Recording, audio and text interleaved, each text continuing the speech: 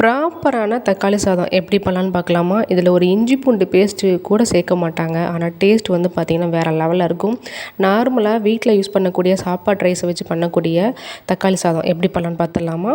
90s கிட்ஸ்க்குலாம் ரொம்ப ஃபேவரட்டான தக்காளி சாதம்னு சொல்லலாம். அதுக்கு குக்கரில் எண்ணெய், ஒரு சின்ன துண்டு பட்டை, கிராம்பு, சோம்பு, வெங்காயம், பெரிய வெங்காயம் சேர்த்து நல்லா வதக்கிக்கோங்க. வெங்காயம் நல்லா வதங்கினதுக்கப்புறமா தக்காளி, மஞ்சள் தூள், கல் உப்பு, மிளகாலாம் வந்து சேர்த்துருக்கேன். நல்லா வந்து தக்காளி வந்து மசிஞ்சு வரணும். மசிஞ்சதுக்கப்புறமா இப்போ சாம்பார் பவுடர் வந்து ஒரு ஸ்பூன் அளவுக்கு வந்து சேர்த்துக்கிறேன். எங்கள் வீட்டில் எங்கள் அம்மா ஒரே ஒரு பவுடர் தான் வச்சுருப்பாங்க. அதுதான் சாம்பாருக்கு, மட்டன் குழம்பு, சிக்கன் குழம்பு, நான் வேறு என்ன குழம்பு வச்சாலும் அதை தான் வந்து சேர்ப்பாங்க. ஸோ உங்கள் வீட்டில் அந்த மாதிரி குழம்பு தூள் இருந்ததுன்னா வந்து சேர்த்துக்கோங்க. இப்போ 1 கப் ரைஸ்க்கு வந்து 2 கப் அளவு தண்ணி எடுத்துருக்கேன். இது நார்மலாக வீட்டில் பண்ணக்கூடிய டெய்லி பண்ணக்கூடிய சாப்பாட்டு அரிசி தான்.